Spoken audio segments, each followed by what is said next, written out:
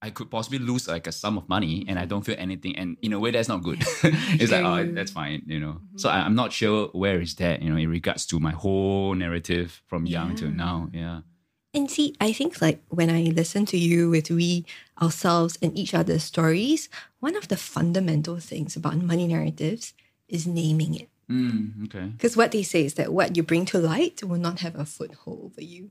And when we begin to name some of these experiences we have today, it gives us new opportunities.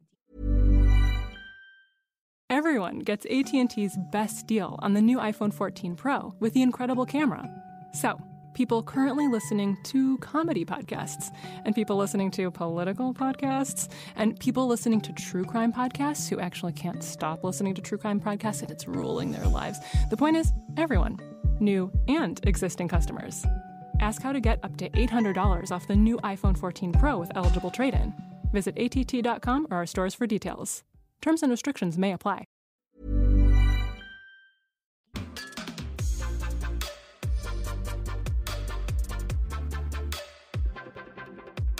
Hello and welcome to another episode of Chill with TFC, where we sit down with the geekiest and quirkiest minds to find out how they think about money and life. My name is Andrew, and on today's episode, we have Audrey and Geraldine from PlayMoolah, a homegrown startup dedicated to teaching kids and adults about how they can have a healthier relationship with the money. I'll be experiencing their money narrative exercise firsthand. So if you want to follow along, if it's convenient for you, you can grab a pen and paper and follow the exercise. That's right, we're going to do some drawing, some scribbling. It's an exercise to find out your own story about money. Or you can listen to the podcast first and then try it out on your own. Let's get started. Okay, let's welcome Audrey and Geraldine. Hi. Tell us about PlayMoolah. Yes. So PlayMoolah's mission is all about enabling money to be used as a tool for a flourishing life. So we work with organizations, with corporates, with universities, with families to enable this mission to come alive. Okay, so to find out a little bit about your money narrative, we are going to invite you to begin a journey into your subconscious. All right, I feel like I'm getting my therapy session today. We've had a guest who said coming for the TFC podcast is like going for therapy. Now I'm the one getting therapy from my guests. Geraldine and of course Audrey. Okay, all right. Yes. Geraldine, guide me. What am I supposed to do? We are going to excavate our money narrative. Okay. And so we'll do it through an art activity. I feel super confronted already. I'm not ready for it. Okay. Art activity. Okay, so my job now is to calm you down. Right, okay. So how do you feel about art activities? Did you like art in school? I don't want to do it. Yeah. That's how I feel about it, yeah. Yeah. Okay, so let's forget about art. Yeah. And I'll just invite you to make a mess. Okay. So you use your non-master hand. So are you right-handed, left-handed? I'm right-handed. Okay, so I use my left invite hand. you to use your left hand. Okay. And just draw symbols and whatever comes to your mind. Okay. That's it. Okay, if you... does it have to be related to money or just... Yeah, I'll guide you now. Okay, you guide me. Got it. So, but I want you to just get your mind into this place where you are going to doodle, and it's going to be messy. All right. And symbolic. Okay. We're not going for art. Yes. Of course. Arty art. Okay. My so producer, Ree, has gotten all the colours in the world, but I'm not sure if I can use all of them. But let's try. Let's see. Yeah. Okay. So let's look at your paper on landscape, and we're going to divide the paper into half. So you can draw a line down the center. Okay. Let me just want me to divide into half, right? Yes. Okay. And then draw a large circle in the center. With my non-master hand already? If you can do a circle. No, I can't. Large circle in the this is in the the practical center. part, and you're just setting it up. Yeah. Okay. All right. So now you can use your non-master hand. Okay. Got it. On the left side, I'd like you to think about all the things that you remember about your early experiences with money. So, for example, what have you heard about money as a child? From family side or from school, from your environment? What are your thoughts about money? I'll fill up the left side. Yes, just fill up the left side first. Not inside the circle, just outside the As circle. a child, wow. Or Do you get mental blocks from your clients? Yeah, so, do I go maybe free? think of one statement that you may have heard about money. What are your thoughts about money? Like somebody says something like, money is very important. It's the most important thing. Right? Some statements that you might have picked up. Okay. I'll just freestyle draw it. Yes, of course. Okay. Okay. It's hard with the non-master hand, but yeah. All right. Any other things to prompt me along when I was young? Huh? Think of some statements, like when you got your allowance, what other ideas that you have around your allowance? Okay. Any words jump into your mind? Yeah, I realize I'm more words. Okay, like I want to express like stuck, but Yes. I don't know what to draw to Okay, represent sure. stuck. You yeah. can write. So I'll let you write some words. write some words. What else? Money, did you have thoughts about money? It's very precious, or I never think about it. What comes? Your relationship with money, take your time. Yeah. You have plenty of time. All right.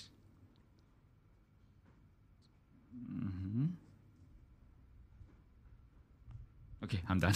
Okay. Yeah, pretty much. Just before you end that part, any statement about money that you remember? A statement. Any statements about money that I remember? I think in bits and pieces. I don't have a fully formed statement. Yes, whatever, Yeah. bits and pieces, words, or just impressions. Statements, can they come from myself and not so much of other people telling me? Because I think I relate to money when I was growing up. Because I don't have earning capabilities when I was a kid. Yeah, so it's not within your control. Yes, Yeah, that's how I yes. feel. I feel stuck. Yeah. A lack of freedom. Not yeah. within my control, lack of Not freedom. within- Oh, yeah, yeah. Those are good phrases. Right. Write them down. Yeah. Go ahead and write them down. Yeah. Yeah, so I'm very conceptual. Like I don't know how to draw no control, Yeah. but it's an immediate thing. Yeah. They want to put You it down. can write as well. No okay, problem. okay. All right. Okay. Yeah. That's it. You said something about freedom? Yeah, freedom. No. I drew birds. Yeah. I think that's my freedom part. Yeah, and clouds and the sun. Yeah. Okay. Maybe now I'll invite Audrey to prompt you for the next okay. one, so relax you a little bit. Yeah, that's right. Perhaps you can ask yourself, what were some of the feelings that were associated to money as you were growing up? When you thought about money, how did that make you feel? So I had the word stuck there. That's Okay. one. How does that make me feel? Yeah, mainly I'm still stuck on stuck. Yeah. How about when you heard from your parents or when you heard from your grandparents or your siblings?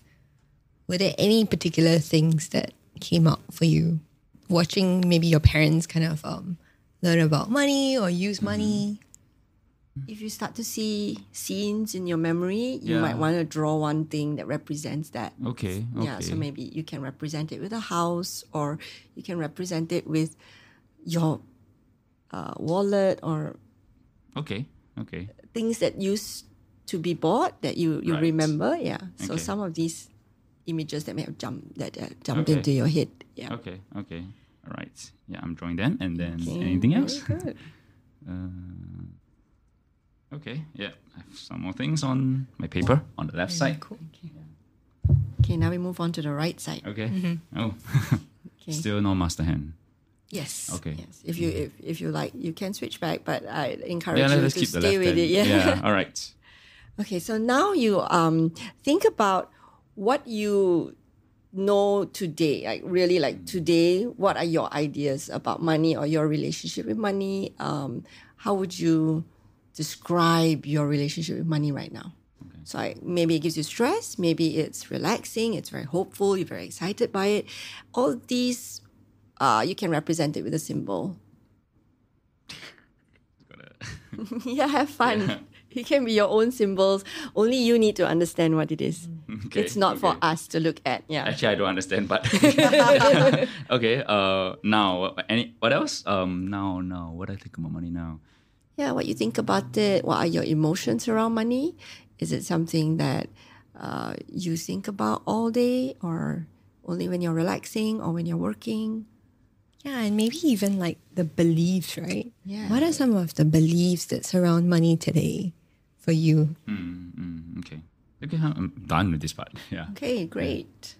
So we take a step back. Yeah. You can put on your pen now, and you can look at your drawing. And as you look at it, is there something that you would say really stands out for you? Like what in all that mess really is popping out at you? Say, oh, very interesting. I think the fact that I keep going back to stuck and I can't get out of that, like stuck, that is something for me. Yeah. Yeah. So in our process, we will allow you your personal time and we'll encourage you to take the time to think through that a little bit more. Okay. And maybe ask yourself a series of questions.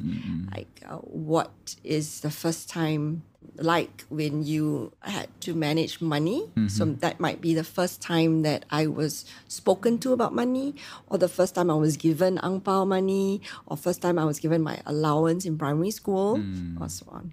And then ask yourself more questions like, how do I feel? What does stuck feel like? Okay. And when do I feel this emotion? Okay. So is it when I'm standing in front of a big ticket item and I'm trying to make a decision, or when I look at my bank account, or do I look at my earnings, or is it when I am trying to decide what to eat? Do I have a budget in my mind and I always feel like, oh, the budget is making me feel stuck? I mean, I have no idea. It could be anything under the sun. And for every person, something will be revealed and something for us to investigate. Okay. Yeah, and it's not, I mean, it can be a big thing, it can be a small thing. It's not something that would stress us, should not stress us, but it's just something for us to take note of and investigate a little further. Right. So this activity is very exciting because we always uncover something. Yeah. So I don't know whether anything has come up for you yet, Andrew, when we say stuck There's money. a million things as you're explaining it to me. don't I have don't to know where really- to start. Yeah. I mean, I can share some of it so that it makes sense to the listeners and the audience watching this. I'll try to be concise. So if I were to interpret stuck, it will be when you're growing up, you can't earn money because you're just a kid and you're just getting allowance from your parents. So my parents are great savers, but I don't really feel a lack of money in the household. But it's more of like you have to get money from, my mom specifically, because she gives you the money. And so when you have to do certain activities in school, and like you have to go to her. So I feel that the lack of control regarding that. And I'll just give a particular memory that I have, which is I like watching theatrical productions, theater shows, dramas, and in order to watch them as a kid, each ticket will be at least $20+ at least, even for a student price. So you don't have to ask your mom for it, and your mom will be like, why are you watching this show and all that? And in my mind, it's like it's not as if I'm doing something bad, or I think watching a theater show is pretty good, right? I mean, it's a healthy activity for a student. And so I feel that struggle whenever I have to ask for money to do something that I like. Yeah, so that's the childhood memory part. If I were to look at what I have now, I'm not sure if the feeling of stuckness still remains in my life. Like, for example, you're talking about bank accounts and all that. Like, you want to do something and then you have to look at how much resources you have. So I'm not sure if that flows through in terms of the feelings. Do you think the feeling is similar? Do you still experience the same stuck today? Remnants of it or something similar? Yeah, possibly. Could be stuck in a situation. Could be your career, your job, because that pays you the money, and you're wondering if you try something else, what might happen, things like that. So those are possible interpretations of it. Yeah, so very interesting thing you just brought up, right, is that sometimes the money will be a very important element in our decision making about jobs. Yes. Right? I mean, that's a very practical way of looking at it. But if we look at it in a different perspective and really looking at who you are and your interests, your passions, and what you are aligned to first, and then you might find a job that you are happy with and you flourish in, and because of that you excel in it, it might also have an impact on your finances. So it's, I guess, a different way of looking at it, a different perspective, possibly. So this exercise opens up possibilities, and maybe in the process brought up some memories for you, and maybe these memories can give us some clues into the money behaviors that we have today. Right, I think this is good. No, because money is so interconnected with so many things in life itself. It's not just money, but your hobbies, your work, like you mentioned, family, things that you do, then the feeling of stuckness as a theme could be prevalent in other areas of my life, and it's something that I have to figure it out. Yeah. Wow. Okay, I'm gonna journal and all that. Yeah, you should. You yeah. should. Okay, I'm gonna take like a. You need a break. What does the future of industry look like? Power grids that use AI to prevent outages? Food tailored to your taste and nutritional needs? Or chemical plants that use cloud-based software to cut carbon emissions? At Aviva, we're helping the world's leading industries build this future today. By connecting their teams with trusted insights, we're helping them find new ways to deliver life's essentials and use our world's resources responsibly. Find out more at takesyouThere.aveva.com. Aviva, we'll take you there. Everyone gets AT&T's best deal on the new iPhone 14 Pro with the incredible camera. So, people currently listening to comedy podcasts, and people listening to political podcasts, and people listening to true crime podcasts who actually can't stop listening to true crime podcasts and it's ruling their lives. The point is, everyone, new and existing customers. Ask how to get up to $800 off the new iPhone 14 Pro with eligible trade-in. Visit att.com or our stores for details. Terms and restrictions may apply. We would have like a community group. There'll be some warm-ups, make people feel comfortable before this. And then after that, it's actually this part is all a personal reflection. You look at your own questions, you analyze on your own, so you don't have to reveal so much that, makes people feel uncomfortable. And you've been so brave and you're just like being so open, right? Yeah. So you might want to, if you want to tell your personal story, you might want to think about it and then rejig that, because you're kind of raw now, and I'm sorry about that. That's okay. I can understand. Yeah. When you were doing it, I was like thinking, I should have done it with you, Yeah, like together have a partner. Yeah, because we usually do it together as a group, so everyone does it. So we don't feel like we're looking into someone's story, but we're actually sharing and relating with. And when we one do another. share, it's like a couple of minutes after you've done it, you've reflected, you've gone for your coffee break, come back, and you can choose what you want to share. Okay. When you're a little, So you've been very really been put authentic, on very the brave. spot. Yeah. I want to really do it. Yeah, So so- I understand. I've been through a similar processes, in which you have to uncover, unearth, certain things within Excavate, yourself, and make it meaningful as well. So I think it's very hard to penetrate. Yes, if Go deeper into yourself. I think that's the hard part for me. Yeah. You have to a lot actually, of prompting. this you have already gone very deep, and very and fast. a lot of things are there that if you take your time together with some guided questions, I think you might come to some old truths and might realize some of the things could have been influencing you. Yeah, And maybe today you have dropped some of them definitely. and you have designed new ones. So realizing what you have dropped, what you have redesigned is very important also, so that you can continue designing more intentionally what you really want for your money narrative. Yeah, so this money narrative is like the story of your life. And I have read some other articles online about money narratives, right? I mean, they always give the example of what your parents telling you money is not important, right? So when you were prompting me, what statements can you think of, right? I mean, I thought of that, but that wasn't true to me. That wasn't true to me personally. Yes. Nobody told me money is not important. Yeah. Or money doesn't grow on trees. You read all these books, they always give you these examples, but no, I don't remember all this growing up. Yeah. So I guess you really have to take away all these statements that have been implanted in you. But it doesn't belong to you, and look at your own truth. So for me, although I can't phrase it, but the theme of being stuck stood out to me. And so that wasn't something that I could get from reading all these books. It's true. Yeah. Because Because it's personal. It's very personal. Personal. Exactly. Yeah. So once you discover this personal block or personal insight, what happens next, right? That's the big thing, and Audrey will talk more about that. But yeah, that's what we do: get together, do it together, and then talk about the next steps. Okay.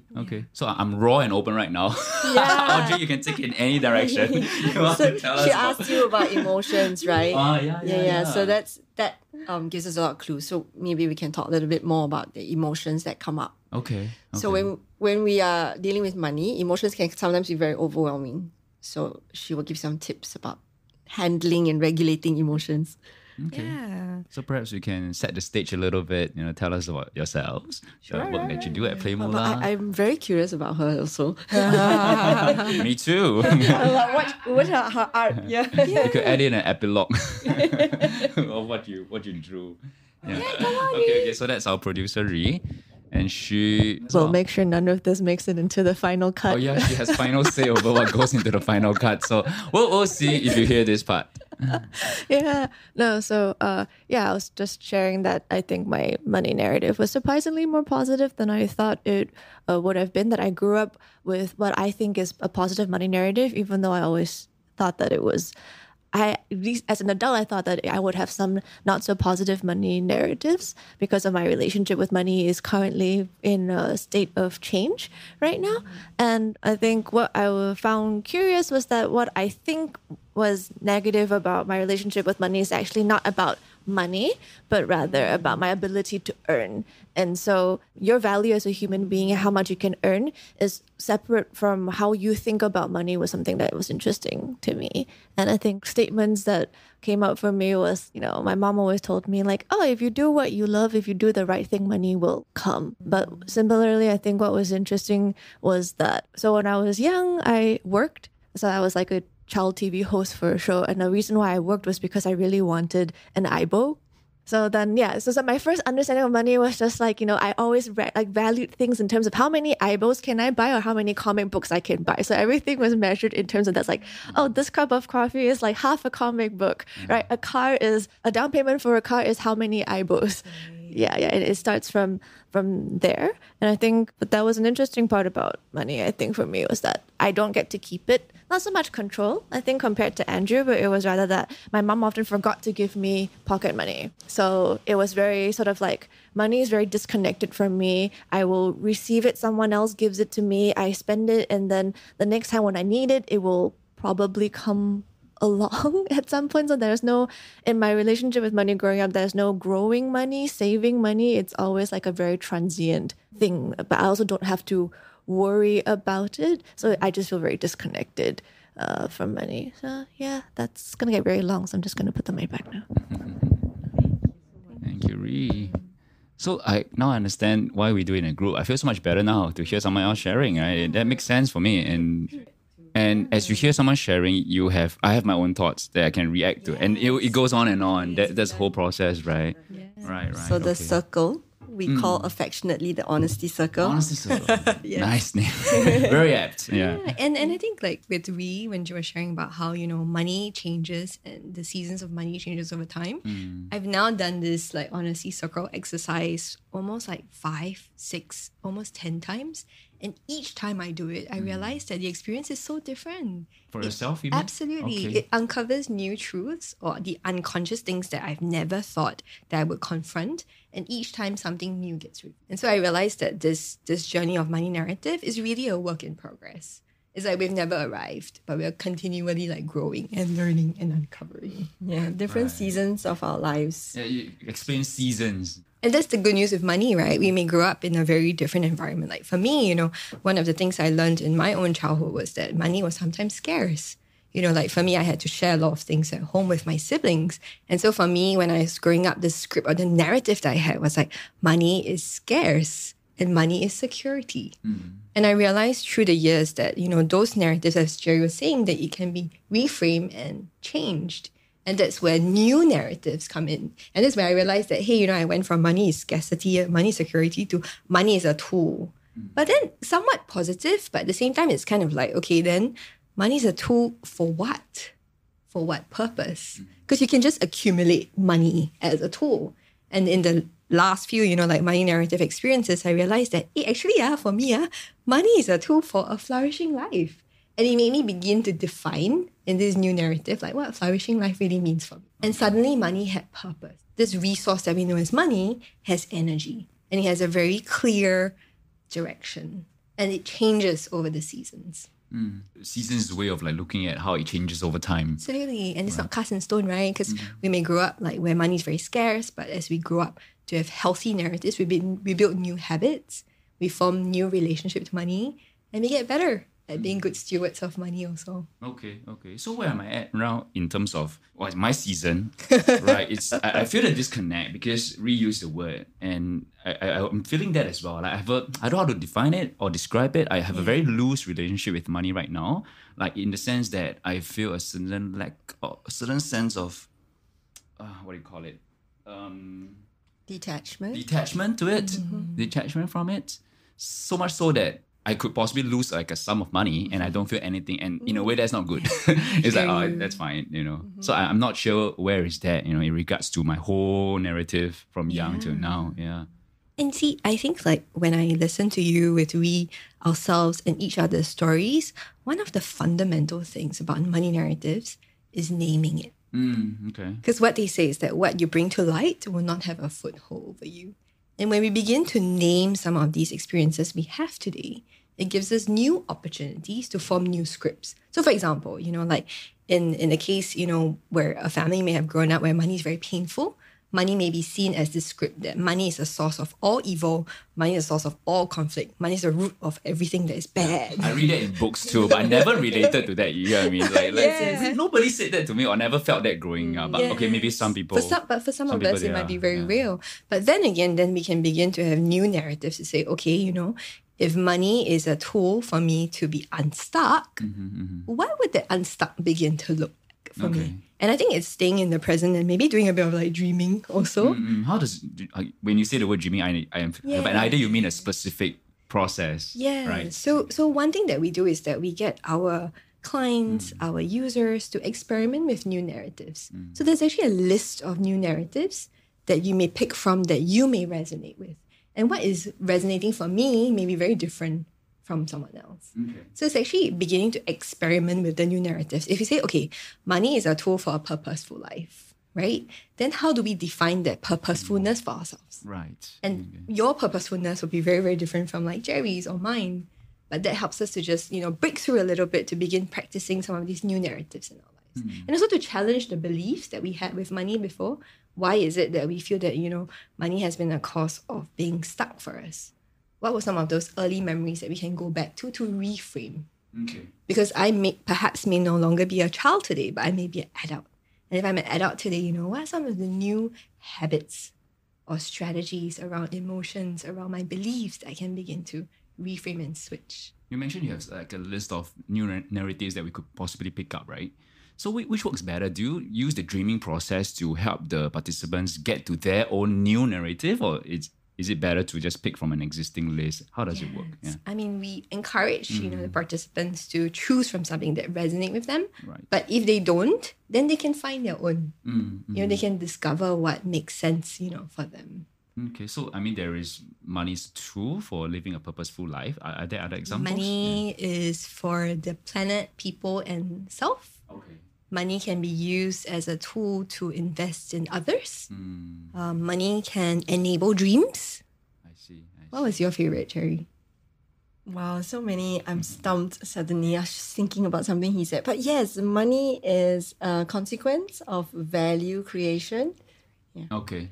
So there'll be some statements that stand out to you more than others. Yes, but I create my own. Yeah, I would think about my life now and I have 2 small kids. Right. Yeah, so money, not mine anymore. So it's really going to be about the family and the needs of the family. So my money narrative now has changed a lot from like the last season of my life where, we're just a couple and it's just us. Yeah, so for example. So money is for others, or money is for the family. Money is a tool to bring people together. So that's like one of our family narratives around money. Okay. So what is the process like for your clients who went from a limiting belief to something more empowering? Yeah. So one example will be a very dear friend who actually came for Honesty Circle. And there was almost like 2 sessions of Honesty Circle and going through an experience of like her old narrative and then her new narrative. And for her, money was something very painful. So as a single mom, living in the experience where money was very tumultuous in her family before, having to take care of her now grown son, was something that was very challenging. So mom and son were actually often like fighting, and perhaps also at sometimes, having conversations that were very difficult around money. So subsequently, after Honesty Circle, what happened was that they ended up doing wealth being. So it's actually a session where they sit together with a counselor, a wealth being coach, to actually dialogue about their own experiences and how they would like to reframe and change, some of these painful experiences around money, those traumatic experiences around money, into something that was actually a bit more liberating. So actually what happened as a result of that was her son actually decided that for boundaries and health and well-being, the son actually moved out. And that also gave her an opportunity to have a new set of boundaries and relationship with her son when it came to money, decision-making, and autonomy. And so today, she, after going through wealth being also, was able to relate more with her own personal experiences, that money can now also be a tool that enables her to talk about it in a way that is friendly, that is okay, that can enable my dreams. So that was one thing that happened for one of our clients. So mom and son actually went through their journey to begin to rethink their relationship with money. I want to ask the next question because I personally am interested, but because I've attended workshops, not specifically money related, but coaching, things about finding out more about yourself. And I've heard of money related workshops all around the world. I shall not name them because and they will distract from the discussion, right? But so what is your school of thought or the disciplines? How would you describe your style to? Okay, so just to give an example, I've heard of stories whereby they attend workshops and then the workshops made them cry. Go deeper into yourself and money is the root of all evil, and then they cry and then they journal and then they talk it out. And so, how does it work for PlayMoolah? I can start, and Jerry, feel free to chime in as well. I would say that at the very core of what we do, it's really about this aspect of what we call financial emotional resilience, right? So it's also acknowledging where our emotions are at, because money is sometimes so intertwined with the way we feel, the way we behave, the way we act as well. And so when we begin to name some of our emotions, like I feel guilty when I spend money. I feel ashamed, that I don't have a lot of money. So these are some of the emotions that when we begin to name, right, they really, like I said, they don't have a foothold over us. And we begin to do the inner work. And so a lot of the work that we do, we like to say is that, hopefully it leads to transformation. It leads to a personal discovery and a personal awareness and a personal reflection of, what has been, what is, and what can be in the future. So for us at PlayMoolah, it's always about, today it may look one way, but tomorrow I can transform and change, and I can take the steps to lead me to the flourishing life that I envisage for myself, my family, my community. So to describe the actual happening at the workshop would be, just as you've mentioned, once we excavate some truth, it can be quite surprising, sometimes funny, sometimes really painful. Then we will rest for a couple of days and then come back and ask ourselves, okay, what do we want to design for our life goals at this time? And the designing process means that we have to develop some actionables for ourselves. Then we take a break for a couple of days and ask yourself, okay, so all these new actionables with your money behavior and your money decisions, are they working? What is it is not working for you? And so there will be a period of chaos after the new design has come up. Right, and the new choices. Going from your old life to your new life, usually that part is very shaky. Yes, and we might not cross it. Right, okay. We might say, go back to comfort zone. And what's scary is that your people around you might be pulling you back to your old self, right? Because you're recreating yourselves. How does that work for? So it's wonderful that we talk about this, because then community is everything. And those that were together in the same circle or that same group discussion, you journey together, you talk about your struggles, and listening to one another can give you the encouragement to move on to the next phase and give ourselves the milestones and be very gentle and take it one behavior at a time. Yes, because there's certain things that we love spending on, and that will always break the budget. Okay. But that's something we love. And so then we can talk about it and say, yeah, okay, I'm going to spend on this. So let's look at the things I'm not going to spend on, and then start talking about trade-offs or something. So we try to take a very positive approach and a gentle approach to the change, because money is so it's a part of everyday decisions, and it can bring so much stress to you. Someone was sharing recently that she has stress every time she has to purchase something. I mean, even I think she described like the first tap of the EasyLink card. How much is it left? And then how much am I allowed to spend on breakfast, lunch, dinner? So too many thoughts come up and too many paralyzing thoughts come up every time she has to make a purchase. So what would be her first move really? Yeah, so maybe detachment, which you feel maybe is not working for you, would be best for her at this moment. Yeah. So the sharing is very important. You know, everything they are saying is so triggering to me. in a good way, triggering in the sense that like I can react to every statement they've just made. Tapping on the EasyLink card, there's scarcity. You mentioned scarcity as well. So I like the feeling of abundance, but sometimes, like I mentioned, I feel that I'm too loose with money in the sense that I don't care. So that's the detachment part. Yes. And so, for example, EasyLink, right? Yeah, when you see it dwindling, you feel scarcity, you feel scared that it's going to run out, depleting. But I like the feeling of abundance. So now I switched to using credit cards so you don't see it depleting anymore. But now you don't know how much you're spending. Yeah, so there's all these things that is going on in your life, right? Yes. And you mentioned an example of someone who overspends. So if someone's narrative is that you overspend to make yourself feel better, to soothe yourself, and then if you want to, and it's not working out for you because you're really overspending, and you want to switch it to a new identity, that is, shedding your old skin, that can be quite scary, right? Yes, and like you said, if the spending is a very social spending, how do you? That's kind of challenging. If relationships and friends are important to you, then that's like why aren't you hanging out with us? Let's grab another beer. Let's go. Yeah, that's right. And there's another $20 down. Exactly. Yeah, and you stay later, and then you have to pay your midnight charge. Taxis, Grab fares. Cut that out because that's my age. Revealing my age. No more like midnight fare. That's okay. No, yeah. Right. So absolutely. So that's challenging. So when you get an opportunity and a time and place to talk about it, realizing what is holding you back, and then increasing the good things before you really let go of the hard things. I think sometimes we always approach like change with, I'm going to go cold turkey, I'm going to cut things off, I'm going to stop my budget, I'm just going to... Sometimes that is actually making it very painful. So what is the nicest way that you can make the change transit for us? I mean, transit into change for us. I mean, there's different groups, for example, like Alcoholics Anonymous, or people who want to quit smoking, they go through a certain process. But because these are obvious things that people want to quit, or want to, remove from their life, and then they take on this journey to, remove these habits. But money is just so, it's not like it's part of what we talk about, right? In terms of developing new habits for it. Yeah, the habits are so real. And that's exactly what you're talking about. And your detachment, for example, we encourage that a lot as one habit to form and one mental model to use.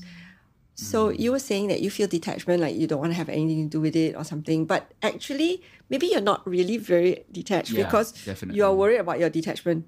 Yeah, I'm not detached from being detached. So maybe it's not detachment. Maybe we're using the wrong word. Maybe it's more of like you are avoiding That's possible. the money. So can I just ask you a question? Do you know how much cash you have on you right now? That's difficult because now we are going to cashless. Yes, but do you know? But I do. Okay. I do. I'm in the ballpark of it. Ballpark. Yeah. Okay. So I do know how much. My detachment is not. I do track my finances. Okay. Yes. I mean, I'm hosting a finance podcast after all. Pick up some good habits from my guests. Yes. But my detachment is in the form of, I think it's a response to me being stuck, and I want to claw back my freedom in a certain way. Yeah, so that feels more of that than not caring. Okay, so it's not avoidance. Not avoiding, yeah. But so maybe you want to investigate. Because sometimes detachment will give you a freedom, like you don't worry. And maybe the worry is about something else. But detachment is a response to something. Yes. I see. Maybe turn my head away from it or something like that. But I get what you mean about not avoiding it and not confronting it. Yeah, because some people would say, I never know what's in my bank account. I never know what's in my wallet because I'd rather not deal with it. Right. The moment I think about money, it gives me a lot of stress and it makes me very unhappy. So I don't want to think about it at all. And that's a kind of avoidance that's not healthy. Okay. So need to think about it, share about it, reframe it a little bit so that your money can work for you. I think my way of making it more empowering is that I want to get to the level that I don't care about it. Instead of like not caring about it, but not having enough. The freedom. Okay. So what I'm hearing, of course, words are limited in describing the experience. What I'm hearing is that it's very experiential. You have activities for your clients or students to do. There's a group work, there's the honesty circle, and you'll take breaks in between.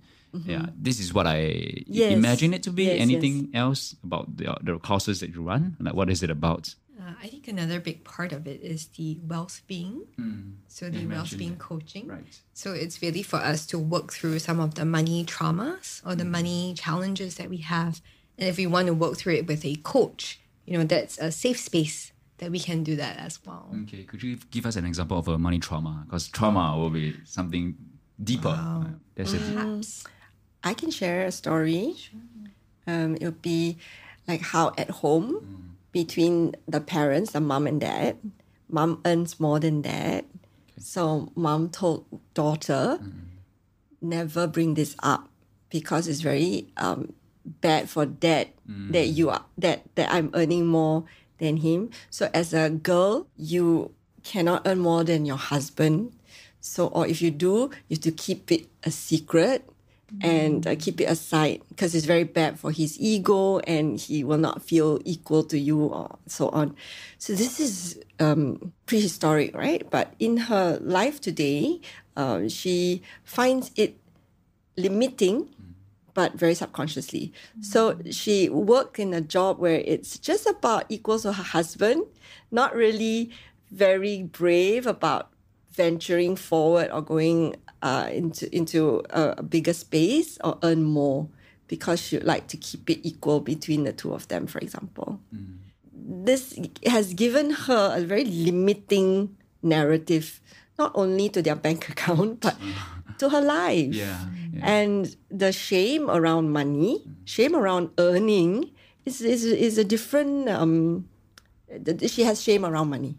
It's not being celebrated. Yes, it's not being celebrated. And the money doesn't have a positive value.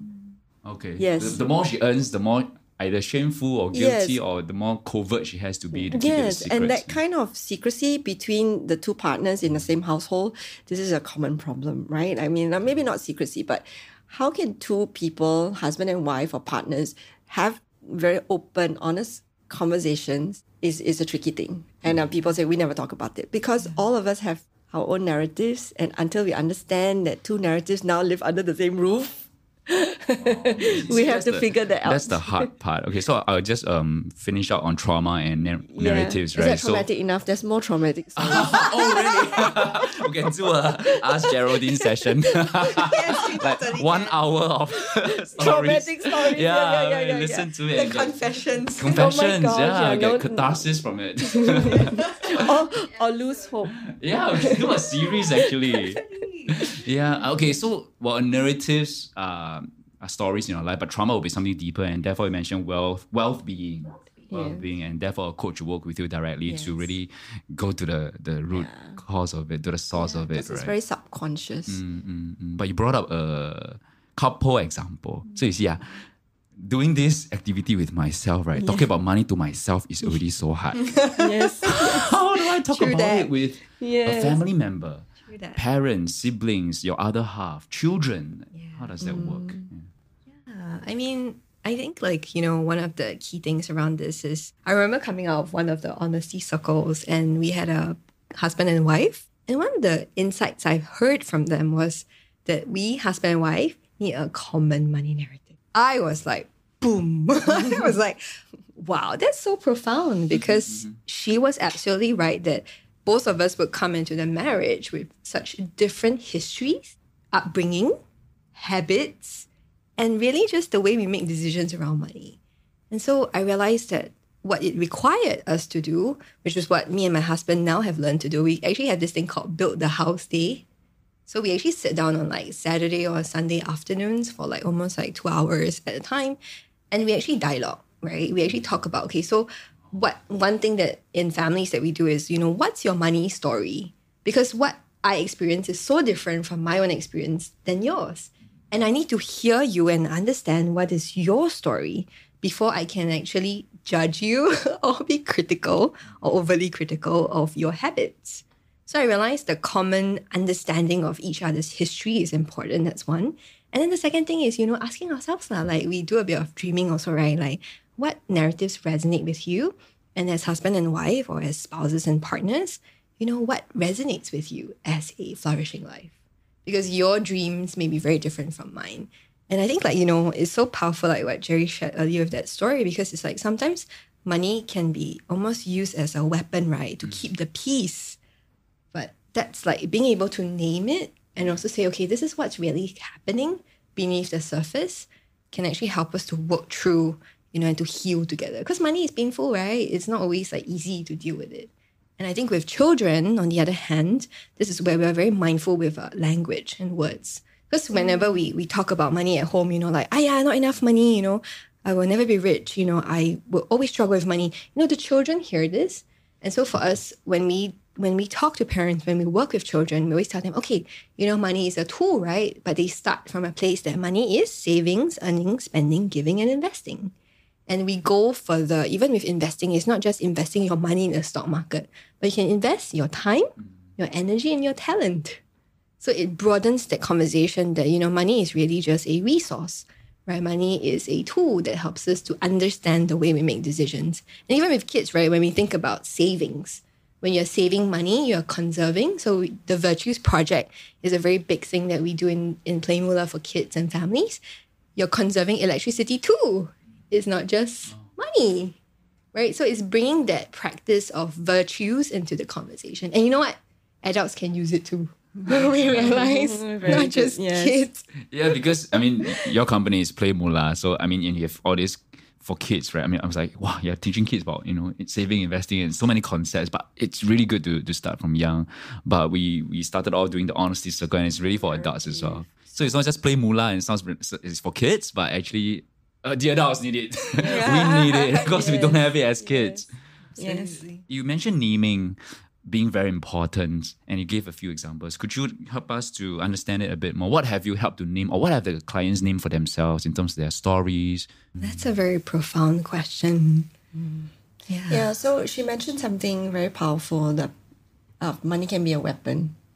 Maybe you can talk more about that. Will you name it as, I don't know, blackmailing, gaslighting? There's such terms that you can use nowadays. Yeah, so naming, for instance, there's a whole list. So one of the publications that we wrote, right, money can be guilt, money can be pride, money can be because of jealousy, money can be insecurity. So there's a list of these emotions. And see, the thing sometimes with emotions is that there's also positive emotions and also challenging emotions, right? But the thing is that what we learn with naming is that actually the emotions are not bad, not good, right? But they actually give us a clue as to what is going on in our inner world. And so when you're able to then begin to name it, you can then begin to be curious and not judgmental about it. And that curiosity brings us down a path of really, for us, at the heart of it, it's decision-making, discernment, but more important, it's about healing. Okay. We'll be able to heal, the painful experiences we have. Or sometimes not so painful with money, like in your example, but it's to have a more empowering relationship to money, have a more enabling relationship to money. And I found that, one of the greatest possibilities is time. Because sometimes the mind areas are so entrenched, the emotions are so entrenched for so many years that when we bring it to the surface, it's almost like a root shock. But time will actually allow us to work through it gently, as Jerry was saying, and to slowly heal and to reform, right, and to experience it differently. Yeah, and so the naming process is actually very individual. It is, and it's unique. What is naming for you and your emotion will be very different from mine. Yeah, you will give it a different name that resonates with you, and I will give a different name. Absolutely. Okay. So PlayMoolah has a few programs. You mentioned Honesty Circle, Wealth-Being. Any other new programs coming out, new initiatives? Yes. So one of the exciting initiatives that's happening is a partnership that we're doing with NUS, with the Center of Future Ready Graduates. And this is launching a financial well-being introduction module to equip our young people to make good decisions around money, to learn the practical aspects around money, but more importantly, to also master their emotions and their mental models and habits, so that they can live a more flourishing life and, make good decisions as stewards. So you have interacted with some of these students? Yes, we have. What are some narratives that you see from them? Because we all have the idea that, young people are investing into crypto, and with all these new apps that are making it easy for them to invest, they don't know what they're doing with their money. Do you think that's true? Yes, I think that there is a general sentiment, sometimes with our young people to want to get rich fast. So it's a very real thing. But at the same time, with the crypto crash recently, we've also seen a lot of losses. And I think that has also made our young people sit up to rethink, what actually went wrong in those process. And some of our other young people, they tell us that after doing the course, they also feel like money is not just money, but it's about life. It's actually made them think about their life. And for me, that's like, wow. I think that we have done a little bit of good in that process. There's hope in our future. Yes, because I think money can be the deciding factor for what they want to do in their lives, the careers they want to choose. So that gives them an opportunity to take a step back and rethink that. So that is very exciting, for me at least. Yes. Stay tuned all the way after this quick note for our personal money question segment. Before that, I hope you've learned something useful today. Join our Telegram group, follow us on our socials, and check out thefinancialcoconut.com. So, Audrey, Geraldine, what has been your best and worst investment so far? It doesn't have to be a financial investment. It can be time, your effort, attention. I would probably start with the worst first. Okay. It's listening to my friend and buying this thing called land banking. I don't know if anyone has heard, but essentially you have parcels of land that you buy. And I bought it actually as a young person post-graduation.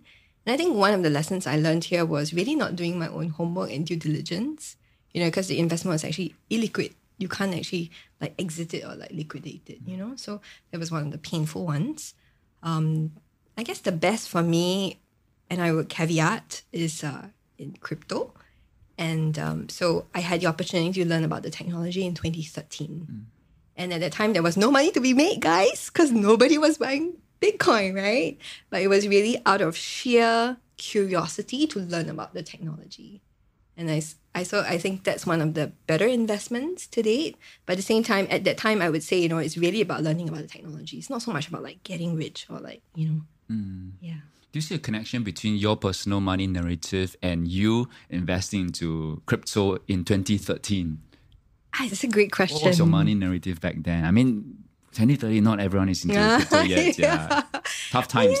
Yeah. I guess perhaps one of the values I take in life is curiosity.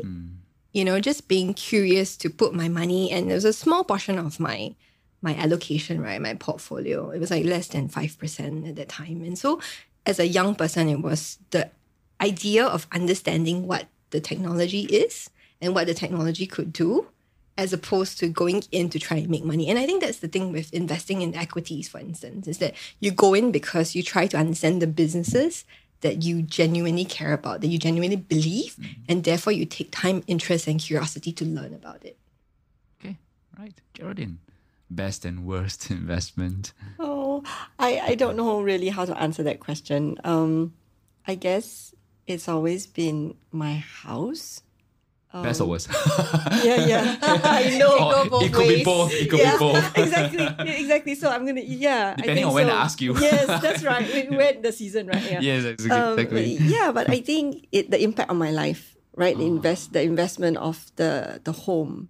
There is a lot of the earnings that have to go into it, but having that home and that space and the freedom and the location and the amenities. Okay, let's not go on. But the home. Then later on, our home grew and the children came. And so I think as time passes, it keeps on increasing in value for our lives and the lives that we intend to have, even though maybe monetarily it might be decreasing in value. Yeah, who knows? Yes. Yeah, our questions are also meant to be more open-ended. Just react however you want to it. Yeah, so when you just asked me that, it's just suddenly, because the house is complex. Yes.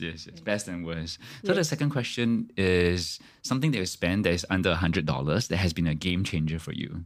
For me, it was strangely, I walked into this Kiki bookstore, the gift store. Very nice. I found this $25 10-year goal planning book. Yeah, it was one of the best things I have found because it takes you through a 10-year visualization of your goals. And for me, the reason why I love it is because there's this saying, right? Write it down and make it happen. Because what you write and you put and you visualize has a higher chance of actually happening. So that's for me. I like to carry a lot of stuff in my bag. And so when I bought the internal bag organizer, ladies will know about this, it totally changed my life. I can find my things and I don't have to like dig into my bag, especially if I want to change handbag. This is like the best thing ever. Just take the whole thing. You just take the whole internal bag and then put it into your next bag. That's new for me because I'm always carrying a backpack and it already has multiple and swimming is compartments. multiple bags, right? So I had multiple bags, but then I think this one organizer with many, many, many smaller pockets, big pockets, small pockets, organized my life, and now I can find my keys. Okay, so what has been a place that you learned from that you think is underrated and you could recommend to our listeners? Yes. A book, a website, anything actually. Yes. For me, I would say it's this book by Morgan Housel called The Psychology of Money. And why I say it's underrated oftentimes, and then he puts it in his book very well. He says, a lot of times people learn about how to deal with money in terms of like the technical aspects, how to use money, how to make money. But a lot of times, we don't take care of what goes on in our head when we think about money. So I really highly recommend his book. And he writes also on collaborative fund. I follow him on Twitter and I find that, his book is such a refreshing change of what we as people need to learn to master our emotions, to master the way we think and our habits and our mental models around money. I just want to slip in this book for a discussion. Have you heard of The Energy of Money too? I have not heard the book, but I've heard people talk about the energy of money. The book is like a workbook in the sense that they give you some prompting questions and some exercises to do as well. So I just want to about it. The Energy of Money, a spiritual guide to financial and personal fulfillment by Mariah Nemeth. Not sure if I'm pronouncing it right, but yeah, maybe you can check it out. Yes, we'll check it out. I saw it on the bookstore. You saw it? Yeah. Okay. All right, yourself, Geraldine. Oh, no, that's okay. All right, thank you. Thank you, Audrey. Thank you, Geraldine. Thank you, guys.